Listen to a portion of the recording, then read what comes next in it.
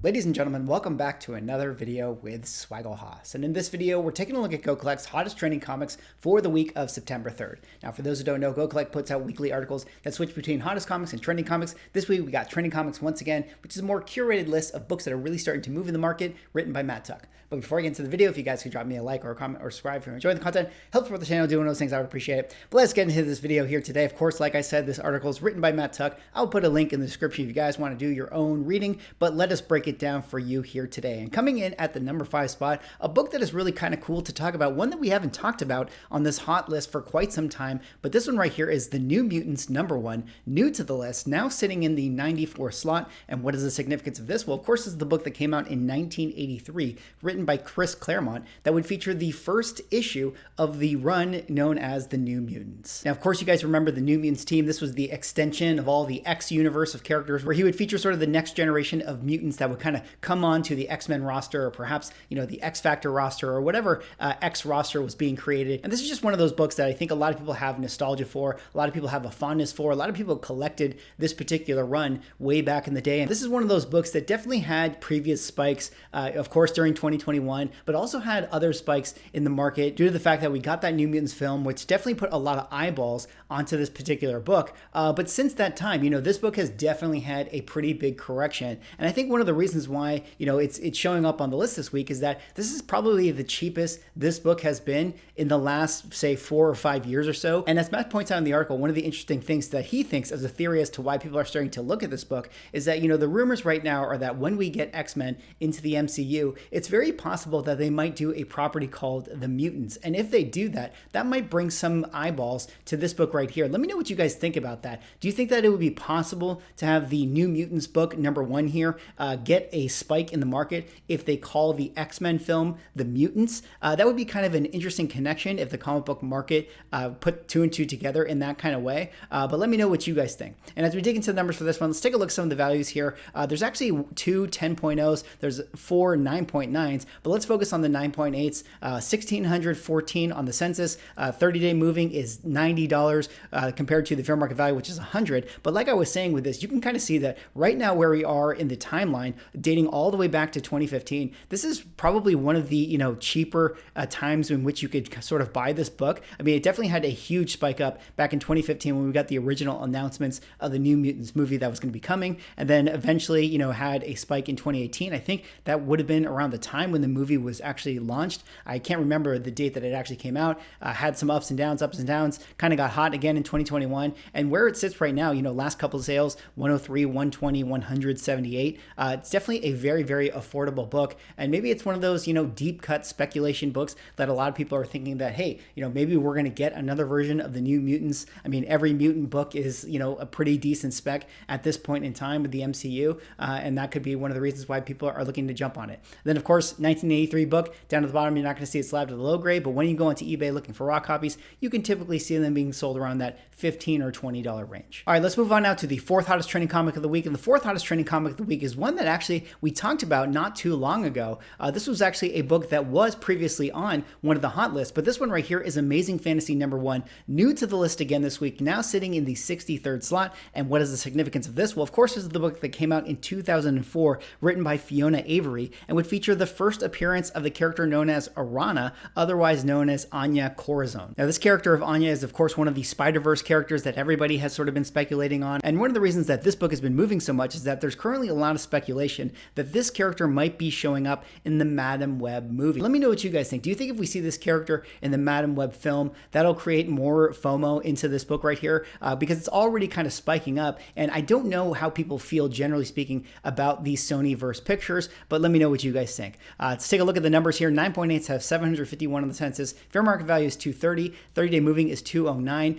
This is one of those books that I think had, a kind of an anomaly, massive sale in 2020 right here. I don't know if this is a real sale or maybe it was like a newsstand or something that kind of made it double the price. But you can see, generally speaking, this book has had a pretty solid floor for the most part, maybe trending slightly down, but it's generally hovered around that $200 level for the most part. So I think a lot of people are thinking that, hey, this could be a really good book that could easily double in price if we get this character on screen. I think a lot of times you see the modern 9.8s go up to that $400 and $500 level. So if you're somebody who wants to roll the dice, that $200 entry point is not so bad overall. Then of course at the bottom, not going to see it slabbed at the low grade, but when you go into eBay looking for raw copies, you can typically see them being sold around that $50 to $60 range. All right, let's move on now to the third hottest trending comic of the week. And the third hottest trending comic of the week is definitely one that is fun to talk about. This one right here is one that is everybody's favorite Copper Age book. This is Amazing Spider-Man number 238, up 31 spots, now sitting in the 59th slot. And what is the significance of this? Well, of course, this is the book written by Roger Stern that came out in 1983 and would feature the first appearance of the villain known as the Hobgoblin. Now, of course, the Hobgoblin, one of Spider-Man's most iconic villains, one of his most famous villains. I feel like a lot of people love the Hobgoblin because he's a character that came out in that Copper Age time that a lot of people grew up reading. And there's been a lot of talk right now about how, when you think about all the Spider-Man films that have been made, dating all the way back to the Tobey Maguire days and thinking about, now with the Tom Holland days, we've basically seen most of the main Spider villains have at least one movie appearance. But one of the main characters we haven't seen yet is this one right here, the Hobgoblin. So that's got a lot of people speculating that, hey, maybe Hobgoblin as a villain is next in line to bring onto the silver screen in some kind of way. And, there's all these talks of maybe we're going to get a third Andrew Garfield movie. Maybe we're going to get another trilogy with Tom Holland. I'm sure in our lifetimes, we're going to get many more Spider-Man films. And it would just make a lot of sense to eventually use a character like the Hobgoblin. They could definitely take, the character of Ned Leeds and make him, become a villain. And that can create a lot of drama with Ned and Peter Parker. So definitely a lot of possibilities with this character right here. And this is definitely one of those books that has really started to heat up in the market. But as we dig into the numbers for this one, let's take a look at some of the values here across the various grades. There's two 9.9s in the census, but let's talk about the 9.8s first. 589, fair market value suggested to be 2,600, 30-day moving is 2,700. And like, a lot of books that you can imagine, this is one of those things where you see it massively shoot up in 2021 during the comic book boom. And it's had sort of a, steady slide all the way down to where it sits now. When I think about my index values and he put this into proportion to, what's going on with the Bronze Age, I think that this book has still a little bit of ways to go to cool back down, to get it back in line. I think what's holding it up right now is the anticipation that this villain might be the next in line. But, definitely seems like a good price to pay if you're someone who has wanted this book in the last couple of years.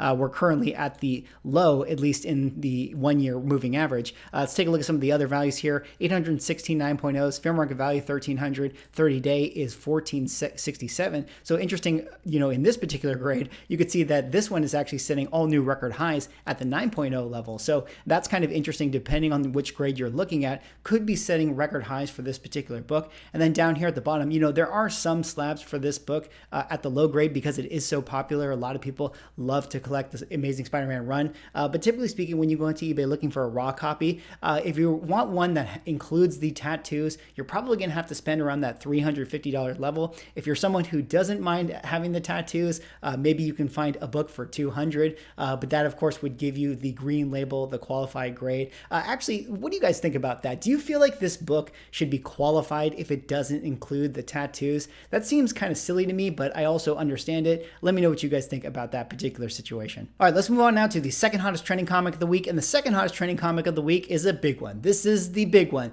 This is the huge second appearance of Wolverine. Of course, we're talking about Incredible Hulk number 181, up 36 spots, now sitting in the 42nd slot. And what is the significance of this? Well, of course, this is the book that came out in 1974, written by Len Wein, that would feature the first full appearance of Wolverine, or the second appearance of Wolverine, however you want to break it down. Certainly Wolverine's first cover appearance. Now, of course, we all know this book. Not really much else to say other than it is, a grail that everybody wants to have in their particular collection. I mean, I think, when we think about top tier characters, it basically goes for Marvel, Spider-Man, and then Wolverine. I would definitely consider those two the flagship characters of Marvel comic books, and a lot of people are really anticipating Wolverine coming to the MCU and us getting a lot of stories with the Wolverine character under the umbrella of Kevin Feige. And this has been a book that has been, really hot in the market. I mean, it's definitely had its pullback. It's definitely had its correction, like many of the books have been having in these last couple months or so. But this one, generally speaking, has held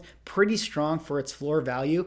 It'll be interesting to see if it does continue to correct. But one of the reasons why it's trending this week is that, currently in the She-Hulk show, they had that little Easter egg that mentioned a man with claws was fighting in a bar. And that got a lot of people thinking thinking like, hey, I see a She-Hulk. I understand that that's probably a reference to Wolverine. And that probably caused a little bit of movement in the market, getting a few more sales out of this book, which is why it is trending this week. And as we dig into the numbers for this one, let's take a look at some of the values here. There's actually one 9.9 on the census. I think that this is definitely going to be a $1 million book if it ever gets put on sale. 9.8 right here, they have 133. And actually, we did get a all-time record high sale for this book in the last 90 days. The 9.8 sold for $102,000, which officially puts this book into the six-figure range at the high grade. So definitely a huge milestone achievement for this particular book right here. 9.0's fair market value around the $9,000 range, just going across the grades. 7.0's kind of sitting at that $5,700 level.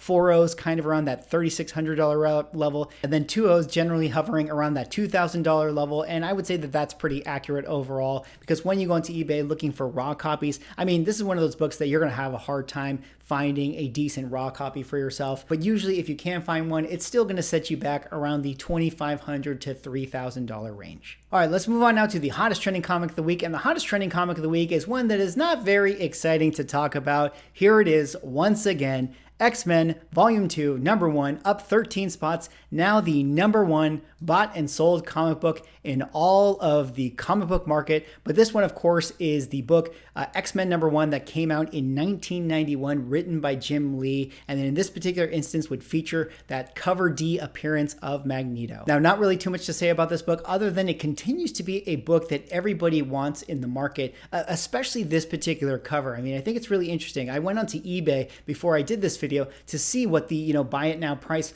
for the raw copies of this thing would be, and they're actually now selling around that kind of $15 to $20 range specifically for this cover. And that's really interesting. I don't really know what it is about the Magneto cover that has really pulled people to want to get this particular book. I mean, I do understand that it is incredible artwork by Jim Lee, and there's nostalgia just dripping off of this thing. So I understand why people want to have it in their collection, but it's definitely a testament to this particular book that it continues to be one of the most bought and sold comic books in the market. I mean, again, take that with a grain of salt, because there's just so many copies out there. I mean, this was the highest selling comic book of all time. So X-Men number 1 is always going to be a book that moves a lot in the market, but people are going to continue to buy it. But, we're not going to belabor this thing right here. We'll take a look at the values. 9.8's fair market value around the $90 range. Like I mentioned, the book sells on eBay now around that $20 level. But, anytime we get to X-Men number 1, I feel like we got to talk about a bonus book here. Let's see if we can get some bonus content. You can see right here, of all the comic books, X-Men number 1 is the most selling comic book. The second most sold comic book in the market right now is Savage She-Hulk number 2. So definitely this show is creating a lot of volume of sales for the book. We got number 3 spot Spawn right here. Number 4, Marvel Superheroes Secret Wars number 8. Let's take a look through and see if there's anything that is interesting to talk about. I think it's really cool that Amazing Spider-Man 361 is still one of the most sold books in the market. People still do love that thing. I think it's actually fairly undervalued for what it sells for right now. Spider-Man 2099 number 1, definitely a book that is always hot in the market. And New Mutants 98 coming in at the number 20 spot. I definitely think that this is a book to watch out for, because we're going to be getting D23 at the end of this week, and I think that we're going to get that Deadpool announcement. Let's see if there's any Silver Age books that are kind of fun to talk about. Submariner number 1, I mean, I think that makes a lot of sense. Fantastic 452, these are the 1 and number 2 Silver Age books that are sold right now the most in the market. Makes a lot of sense. We're about to get into Black Panther, Wakanda Forever, Fantastic 449s, of course, those are always hot. Iron Man number 1s, some Adam Warlock books, Daredevil, definitely a book that is moving a lot. Silver Surfer, this is a cool one. I'm glad that this book is getting some love. Incredible Hulk 102. This feels like kind of an undervalued book. At least it had been undervalued in the market for quite some time. And then this one brings a smile to my face right here. Avengers number 4. I think that this book is one of the most underrated books currently in the market. I mean, when we think about, all of the sort of A-tier characters that came out in the Silver Age, I mean, I would definitely lump Captain America into that. Granted, it's not his first true appearance, but let's face it, us collectors are never going to own Captain America comics number 1. So I feel like Avengers 4 is an undervalued book. And when we get Chris Evans back into the MCU, I could definitely see that one having a huge spike. Anyways, that's all for this video. Those were Go Collect's hottest trending comics of the week. Let me know what you guys think. Do you guys have any of these books? Drop me a like, comment, subscribe if you're enjoying the content, and I will see you in the next one.